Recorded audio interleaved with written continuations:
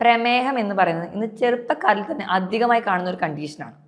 എത്രത്തോളം നമ്മൾ മരുന്ന് കഴിച്ചാലും അത്രയും അതിലും അധികമായിട്ട് പ്രാധാന്യം അതിന് ഡയറ്റിൽ വ്യായാമത്തിലൊക്കെയാണ്. നമ്മൾ പല പേഷ്യൻസിനോടും ഇതിനെക്കുറിച്ച് ഡിസ്കസ് ചെയ്താലും അവർ പറയാറുണ്ട് അവർക്ക് ഒരു ബിസി ലൈഫിൽ ഇതൊന്നും സമയം കിട്ടുന്നില്ല. എത്ര ബിസി ആണെങ്കിലും നമ്മുടെ ആരോഗ്യത്തിന് വേണ്ടിയിട്ട് മാറ്റി വെക്കണം, അല്ലെങ്കിൽ ആരോഗ്യം ശ്രദ്ധിക്കാൻ വേണ്ടി നമ്മൾ കൂടുതൽ അല്ലെങ്കിൽ ഒരു ഡയബറ്റീസ് ഒക്കെ തടയാൻ വേണ്ടി നമ്മൾ നോക്കേണ്ട 6 പോയിന്റാണ് നമ്മൾ ഡിസ്കസ് ചെയ്യുന്നത്. ഞാൻ ഡോക്ടർ പ്രിയ, Q1B ഹെൽത്ത് കെയറിലെ മെഡിക്കൽ ഓഫീസറാണ്.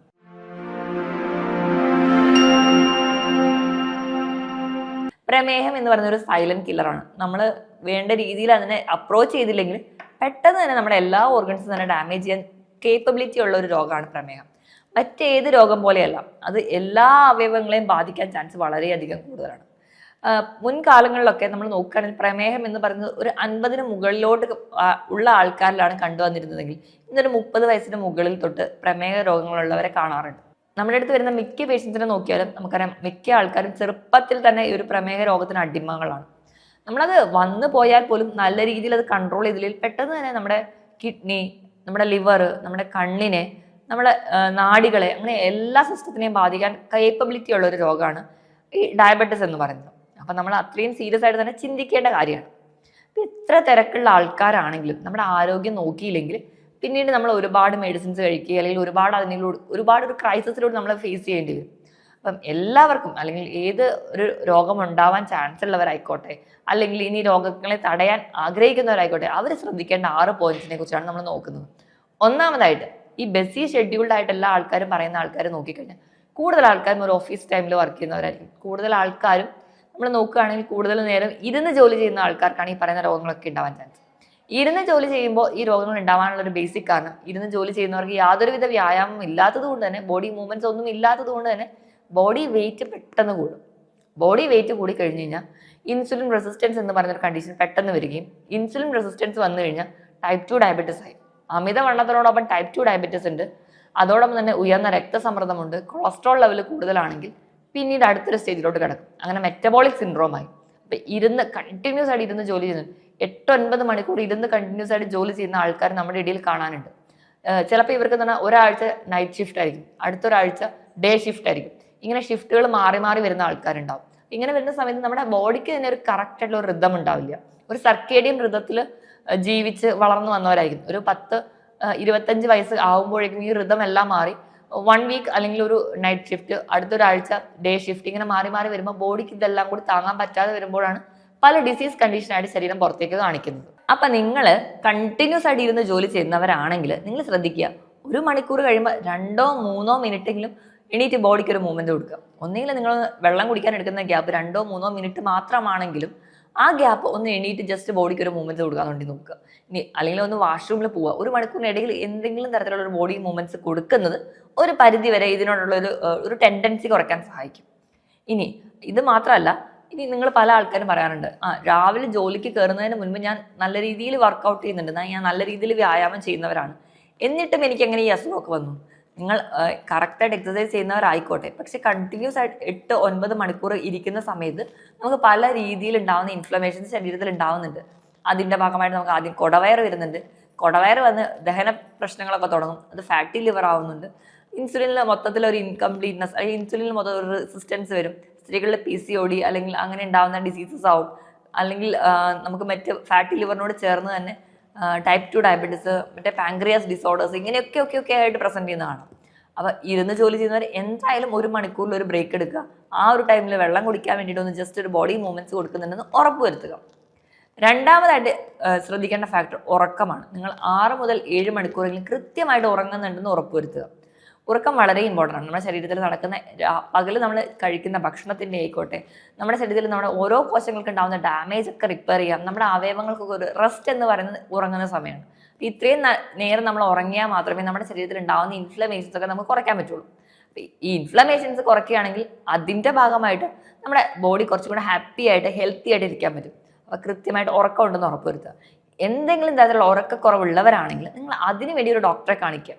നമ്മൾ ഒരുപാട് ടിപ്സുകൾ ഫോളോ ചെയ്താലും ഉറക്കം ചിലപ്പോൾ കറക്റ്റ് ആയിക്കോണമെന്നില്ല. ചില മിനറൽസിൻ്റെയോ വൈറ്റമിൻസിൻ്റെയോ ഒരു കുറവ് മൂലവും നമുക്ക് ഉറക്കക്കുറവ് വരാം. അങ്ങനെ എന്തെങ്കിലും ഉണ്ടെങ്കിൽ ഡോക്ടറെ കാണിച്ച് കറക്റ്റായിട്ട് മെഡിസിൻസ് എടുക്കുക, അല്ലെങ്കിൽ സപ്ലിമെന്റ്സ് എടുക്കുക. ഇനി അതോടൊപ്പം തന്നെ ഉറക്കം കറക്റ്റായിട്ട് കിട്ടാൻ വേണ്ടിയിട്ട് മാക്സിമം ഗാഡ്ജറ്റ്സിന്റെ ഉപയോഗം ഒരു ഉറങ്ങാൻ തീരുമാനിച്ചതിന് ഒരു 2 മണിക്കൂർ മുൻപെങ്കിലും ഒഴിവാക്കുക. അതുപോലെ തന്നെ രാത്രി ഉറക്കം കിട്ടുന്നില്ലെങ്കിൽ നമ്മൾ കിടക്കുന്നതിന് ഒരു അരമണിക്കൂർ മുമ്പെങ്കിലും ഒരു ചെറിയ ഗ്ലാസ് പാല് കുടിക്കാൻ വേണ്ടി ശ്രദ്ധിക്കുക. ഈവനിങ്ങിൽ ഒരു അരമണിക്കൂർ നടക്കാൻ പോകാൻ വേണ്ടി ശ്രദ്ധിക്കുക. കുറച്ചും കൂടി ഒരു മെഡിറ്റേഷൻസ്, യോഗ പോലെയുള്ള തെറാപ്പികൾ ഫോളോ ചെയ്യുക. അത് നമുക്ക് കുറച്ചും കൂടി ഒരു ഉറക്കം കിട്ടാനും കുറച്ചുകൂടെ സ്ട്രെസ് ഫ്രീ ആവാനും സഹായിക്കും. മൂന്നാമത്തെ കാര്യം എന്ന് പറഞ്ഞാൽ നിങ്ങൾ ശ്രദ്ധിക്കേണ്ടത് പുകവലി പോലെയുള്ള ശീലമുള്ളവരാണെങ്കിൽ അത് കംപ്ലീറ്റ്ലി സ്റ്റോപ്പ് ചെയ്യുക. നമ്മൾ പുക വലിക്കുന്ന സമയത്ത് ഈ നമ്മുടെ ആർട്ടറീസിലൊക്കെ ബ്ലോക്ക് വരാനുള്ള ചാൻസ് വളരെ കൂടുതലാണ്. അത് നമുക്ക് ഹാർട്ട് ഡിസീസ് ഉണ്ടാക്കും. ഇത് മാത്രമല്ല, നമ്മൾ പുക വലിക്കുന്ന സമയത്ത് 30% പുക നമ്മുടെ ആമാശയത്തിലേക്കാണ് ചെല്ലുന്നത്. ഇത് നമ്മുടെ ഡൈജഷനെ ബാധിക്കും. ഡൈജഷനെ ബാധിക്കുന്നതിന്റെ ഭാഗമായിട്ട് പിന്നീട് നമുക്ക് ഗ്യാസ്ട്രിക് റിലേറ്റഡ് ആയിട്ടുള്ള ക്യാൻസറും അതുപോലെ തന്നെ ഗ്യാസ്ട്രിക് റിലേറ്റഡ് ആയിട്ടുള്ള അസുഖങ്ങൾ ഉണ്ടാവാനുള്ള ചാൻസ് കൂടുതലാണ്. എപ്പോഴാണോ നമ്മുടെ ദഹനം കറക്റ്റായിട്ട് നടക്കാത്തത് അന്നാണ് നമ്മളൊരു രോഗിയായി മാറുന്നത്. ഈ പറയുന്ന പോലെ തന്നെ നമ്മുടെ ദഹനം കറക്റ്റല്ല, നമ്മൾ കഴിക്കുന്ന ഭക്ഷണം കറക്റ്റായിട്ട് ദഹിക്കാത്ത പക്ഷം അത് നമുക്ക് ഇൻസുലിൻ ലെവലിലും ചെറിയ ചെറിയ വേരിയേഷൻസ് ഉണ്ടാവും. നമ്മുടെ പാൻക്രിയാസ് ഗ്രന്ഥിനെ ബാധിക്കാം. അതിന്റെ ഭാഗമായിട്ട് നമുക്കൊരു ഡയബറ്റീസ് രോഗിയായിട്ട് മാറാം. കംപ്ലീറ്റ് ആയിട്ട് പുകവലി നിർത്തുക. ഇനി മദ്യപിക്കുന്ന ആൾക്കാരാണ് എങ്കിൽ എനിക്ക് പറയാനുള്ളത്, മദ്യപാനം അത്ര ഹെൽത്ത് വൈസ് നോക്കുകയാണെങ്കിൽ ഓക്കെ, അല്ലെങ്കിൽ ഒക്കേഷണൽ ഡ്രിങ്കിങ് നമുക്ക് ഓക്കെ പറയാം. പക്ഷെ നിങ്ങൾ എല്ലാ ദിവസവും മദ്യപിക്കുന്ന ശീലമുള്ളവരാണെങ്കിൽ അത് കുറച്ചുകൊണ്ട് വരിക. മാസത്തിൽ 1 അല്ലെങ്കിൽ 2 തവണയൊക്കെ ആണെങ്കിൽ അങ്ങനെ പതിയെ പതിയെ കുറച്ചുകൊണ്ട് വരാൻ വേണ്ടി നോക്കുക. എന്നിട്ട് കംപ്ലീറ്റ്ലി സ്റ്റോപ്പ് ചെയ്യാൻ വേണ്ടി നോക്കുക. എപ്പോഴും പുകവലി മദ്യപാനം കൂടെ കമ്പയർ ചെയ്യുന്ന സമയത്ത് എൻ്റെ ഒരു പേഴ്സണൽ ഒപ്പീനിയൻ ആയിട്ട് എപ്പോഴും ആദ്യം സ്റ്റോപ്പ് ചെയ്യേണ്ടത് പുകവലി തന്നെയാണ്. അപ്പോൾ അത് സ്റ്റോപ്പ് ചെയ്താലും ഒരു പരിധി വരെ നമ്മുടെ രക്തക്കുഴലിൻ്റെ ആരോഗ്യം മെച്ചപ്പെടുത്താം. രക്തക്കുഴലിൻ്റെ ആരോഗ്യം മെച്ചപ്പെടുത്തി കഴിഞ്ഞാൽ നമ്മൾ കഴിച്ച ഭക്ഷണത്തിൽ കറക്റ്റായിട്ട് ദഹനം നടക്കും, കറക്റ്റായിട്ട് അബ്സോർപ്ഷൻ നടക്കും. ഈ പ്രശ്നങ്ങളെല്ലാം കംപ്ലീറ്റ്ലി മാറ്റാൻ പറ്റും. നമ്മൾ കുറച്ചുകൂടെ ഹെൽത്തി ആയിട്ട് ഇരിക്കാനും പറ്റും. അതുകൊണ്ട് ഈ ശീലം കംപ്ലീറ്റ്ലി സ്റ്റോപ്പ് ചെയ്യുക. 4ാമത്തെ കാരണം നമ്മുടെ ഭക്ഷണമാണ്. അപ്പോൾ നമ്മുടെ പ്രമേഹത്തിനെ നിയന്ത്രിക്കണമെങ്കിൽ നമ്മുടെ ഭക്ഷണത്തിൽ ഇമ്പോർട്ടൻസ് കൊടുക്കണം. അപ്പോൾ എന്തൊക്കെ തരത്തിലുള്ള ഭക്ഷണങ്ങളാണ് പ്രമേഹ രോഗികൾ കഴിക്കാൻ പറ്റില്ല, എന്തൊക്കെ കഴിക്കണം എന്നുള്ളതിനേക്കാളും ഏറ്റവും പ്രധാനം നമ്മൾ എപ്പോഴാണ് കഴിക്കുന്നത്, നമ്മൾ കഴിക്കുന്നതിൻ്റെ അളവ് പ്രാധാന്യമാണ്, നമ്മൾ കഴിക്കുന്നതിൻ്റെ സ്പീഡ് വരെ പ്രാധാന്യമാണ്. നമ്മൾ എപ്പോഴും ഒരു പ്രമേഹ രോഗി ഭക്ഷണം ഒരു 4-5 തവണയായി ചെറിയ ചെറിയ അളവിൽ ഡിവൈഡ് ചെയ്ത് കഴിക്കാൻ വേണ്ടി ശ്രദ്ധിക്കുക. കഴിക്കുന്ന ഭക്ഷണം ഹെൽത്തി ആണെന്ന് ഉറപ്പുവരുത്തുക. ഹെൽത്തി ആണെന്ന് പറഞ്ഞു കഴിഞ്ഞാൽ അന്നജത്തിൻ്റെ അളവ് നല്ല രീതിയിൽ കുറയ്ക്കുക. പകരം ഭക്ഷണത്തിൽ പ്രോട്ടീൻ കൂട്ടുക, ഫൈബർ കൂട്ടുക, അതുപോലെ തന്നെ ഹെൽത്തി ഫാറ്റ്, നല്ല കൊഴുപ്പുകൾ കൂടി ഇൻക്ലൂഡ് ചെയ്യാം. പ്രോട്ടീനായിട്ട് നമുക്ക് വേണമെങ്കിൽ മത്സ്യം, മാംസം, ധാന്യങ്ങളൊക്കെ ഡിപ്പെൻഡ് ചെയ്യാം. ഇനി ഫൈബറിനായിട്ട് പച്ചക്കറികൾ ഡിപ്പെൻഡ് ചെയ്യാം. പഴവർഗ്ഗങ്ങൾ കഴിക്കുമ്പോൾ ലോ ഗ്ലൈസീമിക് ഇൻഡെക്സും ധാരാളമായിട്ട് ഫൈബറും അടങ്ങിയിട്ടുള്ള ഫ്രൂട്ട്സ് ഇൻക്ലൂഡ് ചെയ്യാം. ഇനി ഇതോടൊപ്പം തന്നെ നമ്മൾ കഴിക്കുന്ന ഭക്ഷണം നല്ല രീതിയിൽ ചവച്ചരച്ച് കഴിക്കാൻ വേണ്ടി നോക്കുക. നമ്മൾ നല്ല രീതിയിൽ ചവച്ചരച്ച് കഴിക്കുന്ന സമയത്ത് ദഹനം കുറച്ചുകൂടി ഈസി ആയിട്ട് നടക്കും. ദഹനം ക്ലിയർ ആണെങ്കിൽ ഗ്ലൂക്കോസിന്റെ അബ്സോർപ്ഷൻ നമ്മുടെ ശരീരത്തിന് വേണ്ട അളവിൽ മാത്രമേ അബ്സോർബ് ചെയ്യുള്ളൂ. ഷുഗർ ലെവൽ സ്പൈക്ക് ചെയ്ത് പോവില്ല. അതൊരു മോഡറേറ്റ് ലെവലിൽ നിയന്ത്രിച്ചുകൊണ്ട് പോകാൻ പറ്റും. അതുവഴി നമുക്കൊരു പരിധി വരെ ഇൻസുലിൻ റെസിസ്റ്റൻസ് കുറയ്ക്കാം, ഇൻസുലിൻ സെൻസിറ്റിവിറ്റി കൂട്ടാം, ടൈപ്പ് 2 ഡയബറ്റീസിന് ഒരു പരിധി വരെ നമുക്ക് കുറയ്ക്കാനും പറ്റും. അപ്പം നിങ്ങൾ കഴിക്കേണ്ട ഭക്ഷണം എന്താണെന്ന് കൃത്യമായിട്ട് ഒരു ഡോക്ടറുടെ നിർദ്ദേശപ്രകാരം അല്ലെങ്കിൽ ഒരു ഡയറ്റീഷ്യനെയോ ന്യൂട്രീഷനിസ്റ്റിന്റെ അഡ്വൈസ് പ്രകാരം മാത്രം കൃത്യമായ ഒരു ഡയറ്റ് തന്നെ ഫോളോ ചെയ്യുക. ഇനി അതോടൊപ്പം തന്നെ ഇന്റർമീഡിയറ്റ് ഫാസ്റ്റിംഗ് കൂടി ഫോളോ ചെയ്യുന്ന ഒരു പരിധി വരെ പ്രമേഹ രോഗ സാധ്യത കുറയ്ക്കാൻ പറ്റും. അതിനായിട്ട് രാത്രിത്തെ ഡിന്നർ നേരത്തെ കഴിക്കുക. ഒരു 7 മണിക്കെങ്കിലും സ്റ്റോപ്പ് ചെയ്യുക. പിറ്റേ ദിവസം രാവിലത്തെ ബ്രേക്ക്ഫാസ്റ്റ് ഒരു 16 മണിക്കൂർ ശേഷമാണ് നിങ്ങൾ കഴിക്കുന്നതെങ്കിൽ അവിടെ ഒരു ഇന്റർമീഡിയറ്റ് ഫാസ്റ്റിംഗ് ആവും. തുടക്കത്തിൽ ഒരു 12 മണിക്കൂർ, വീണ്ടും ഒരു 14 മണിക്കൂർ, പിന്നീട് ഒരു 16 മണിക്കൂർ ആക്കി മാറ്റുക. അതുവഴി ഇന്റർമീഡിയറ്റ് ഫാസ്റ്റിംഗ് ഫോളോ ചെയ്യുന്നതും ഒരു പരിധി വരെ നമുക്ക് പ്രമേഹ രോഗ സാധ്യത തടയാൻ പറ്റും. അടുത്തതായിട്ട് നമ്മൾ നോക്കുകയാണെങ്കിൽ 5ാമത്തെ പോയിന്റ് എന്ന് പറയുന്നത് വ്യായാമത്തിനെ മാറ്റി വെക്കുക. കൃത്യമായിട്ട് വ്യായാമം ആഴ്ചയിൽ 6 ദിവസമെങ്കിലും ഒരു അരമണിക്കൂർ ഒരു ഹൈ ഇന്റൻസിറ്റി വർക്കൗട്ടുകൾ ചെയ്യുന്നത് ഏറ്റവും ബെസ്റ്റാണ്. ഇനിയിപ്പോൾ നമ്മൾ നടക്കാൻ പോകുന്നവരായിക്കോട്ടെ, അല്ലെങ്കിൽ ഏത് തരത്തിലുള്ള വ്യായാമത്തിലാണ് നമ്മുടെ ശരീരത്തിന് ഉതകുന്നത് നോക്കിയിട്ട് കൃത്യമായിട്ട് വ്യായാമം ചെയ്യും. വ്യായാമം ചെയ്യുമ്പോൾ നമ്മൾ ശ്രദ്ധിക്കേണ്ട കാര്യം ഒന്നാമതായിട്ട് ഫ്ലെക്സിബിലിറ്റിയാണ്. നമ്മുടെ എല്ലാ ജോയിൻസിലും ഒരു മൂവ്മെന്റ്സ് കൊടുക്കുക. അത് നമുക്ക് കുറച്ചും കൂടി ഒരു ഡയബറ്റീസ് കൺട്രോൾ ചെയ്യാൻ വേണ്ടി സഹായിക്കും. രണ്ടാമതായിട്ട് എയറോബിക് എക്സസൈസുകൾ ഫോളോ ചെയ്യുക. എയറോബിക് എക്സസൈസ് എന്ന് പറയുമ്പോൾ നടക്കാൻ പോകുന്നത്, ജോഗിങ്, സൈക്ലിങ്, സ്വിമ്മിങ്, അങ്ങനെയുള്ള വ്യായാമത്തിൽ ഏർപ്പെടുക. ഇനി അതോടൊപ്പം തന്നെ ഡാൻസിങ് ചെയ്യുന്നത്, സൂംബ ചെയ്യുന്നത് ഒക്കെ നല്ലതാണ്. ഇനി R എന്ന് പറഞ്ഞ റെസിസ്റ്റൻസ് എക്സസൈസ് ആണ്. F for flexibility and A for aerobic exercise and R for resistant exercise.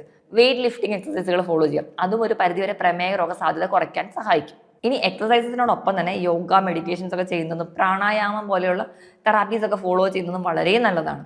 ഇനി 6ാമത്തെ പോയിന്റ് നമ്മൾ നോക്കുകയാണെങ്കിൽ പൊതുവേ ആൾക്കാർക്ക് കറക്റ്റായിട്ട് ഡയറ്റും എക്സസൈസും ഒക്കെ ഫോളോ ചെയ്താലും ഇടയ്ക്കൊന്ന് ചീറ്റ് ചെയ്യാൻ വേണ്ടി തോന്നാറുണ്ട്, അല്ലെങ്കിൽ ഒരു ചീറ്റ് ഡേ എന്ന് പറയാറുണ്ട്. പൊതുവേ എല്ലാ ദിവസവും ജോലിക്ക് പോകുന്നവരാണെങ്കിൽ ഞായറാഴ്ച ഒരു ചീറ്റ് ഡേ ആയിട്ട് എടുക്കാറുണ്ട്.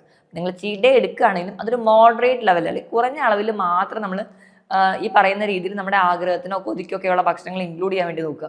നമ്മൾ ഏതെങ്കിലും തരത്തിലുള്ള ഒരു ഫാസ്റ്റ് ഫുഡോ ജങ്ക് ഫുഡോ കഴിക്കുകയാണെങ്കിൽ അത് കഴിക്കാൻ പോകുന്നതിന് മുൻപ് തന്നെ വീട്ടിൽ നിന്ന് നല്ല രീതിയിൽ പ്രോട്ടീനും ഫൈബറും റിച്ച് ആയിട്ടുള്ള സാലഡ്സോ അല്ലെങ്കിൽ ഫുഡോ ഇൻക്ലൂഡ് ചെയ്ത് കഴിക്കുക. അത് കഴിഞ്ഞ് നമ്മൾ കഴിക്കാൻ പോകുമ്പോൾ ആ ഒരു ജങ്ക് ഫുഡിന്റെ അളവ് കുറച്ച് കുറവായിരിക്കും, പക്ഷെ നമ്മുടെ ആഗ്രഹത്തിന് കഴിക്കാനും പറ്റും. ആ ഒരു രീതിയിൽ ബാലൻസ് ചെയ്ത് കഴിക്കുന്നത് ഒരു പരിധി വരെ നമുക്ക് ഈ ഡയബറ്റീസോ അല്ലെങ്കിൽ മറ്റ് പല ജീവിതശൈലി രോഗങ്ങളെയും തടയാൻ പറ്റും. അപ്പം ഞാൻ ഈ പറഞ്ഞ 6 പോയിന്റ്സ് നിങ്ങളൊരു 20 വയസ്സാകുമ്പോൾ തൊട്ട് തന്നെ കൃത്യമായിട്ട് ഫോളോ ചെയ്യുകയാണെങ്കിൽ നിങ്ങൾക്ക് ഉറപ്പായിട്ടും പ്രമേഹ രോഗം അതുപോലെ തന്നെ ഉണ്ടാകുന്ന മറ്റ് പല ജീവിതശൈലി രോഗങ്ങളെയും ഒരു പരിധി വരെ കുറച്ചോണ്ട് വരാനോ അല്ലെങ്കിൽ അതിന്റെ തീവ്രത കുറയ്ക്കാനോ സഹായിക്കും. ഞാൻ ഈ പറഞ്ഞ കാര്യത്തിൽ എന്തെങ്കിലും ഡൗട്ട് ഉണ്ടെങ്കിൽ താഴെ കാണുന്ന നമ്പറിൽ കോൺടാക്ട് ചെയ്യുക. മറ്റൊരു ഹെൽത്ത് ടോപ്പിക്കുമായിട്ട് വീണ്ടും കാണുന്നത് വരെ നന്ദി.